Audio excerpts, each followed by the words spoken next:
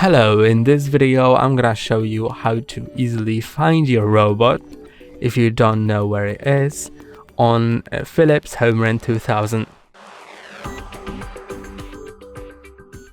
To do it, go to settings in top right corner and then scroll down to find robot.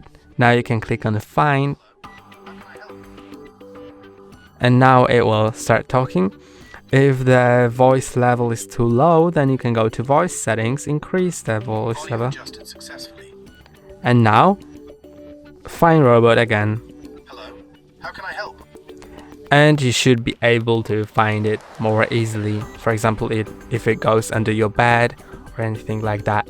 That's all for today. Don't forget to like and subscribe. See you next time.